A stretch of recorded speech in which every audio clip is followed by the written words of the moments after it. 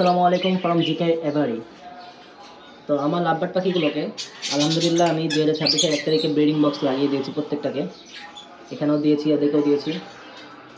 তো প্রত্যেকটা আলহামদুলিল্লাহ বাসা বাঁধা শুরু করছে। বাট আমি এখানে একটা ব্যতিক্রম কিছু করছি, সেটা হচ্ছে কি আমার এই ফিশার লাভবার্ড যেটা বলে। লাভবার্ড যারা পালেন তারা জানেন ফিশার পাখি একটু সাইজের ছোট হয়, তো ওদেরকে হাঁড়িতে দিয়েছি। তো কোনো অভিজ্ঞতা পাখি পালক যে পাখি পালেন আর কি লাভবার্ড, যদি কেউ থেকে থাকেন বা দেখে থাকেন তারা আমাকে জানাবেন যে ব্রিডিং বক্স ভালো নাকি হাঁড়ি ভালো। তো আমি এদেরকে মূলত হাঁড়িতে দেওয়ার কারণ হচ্ছে ওদের সাইজটা ছোট, ফিশার টাইপের পাখি, তো তো এই জন্য দিয়েছি আলহামদুলিল্লাহ। তো আমি 4 পেয়ারকে দিয়েছি বক্সে আর 1 পেয়ারকে দিয়েছি হাঁড়িতে। আমি আলটিমেটলি ওদের রেজাল্টটা জানতে চাচ্ছি যে কোনটার মধ্যে রেজাল্ট ভালো হয়। তো এখানে কিছু বাজিগার আছে, বেবি সহ, কলোনি টাইপের। সো থ্যাংকস ফর ওয়াচিং, মাশাআল্লাহ।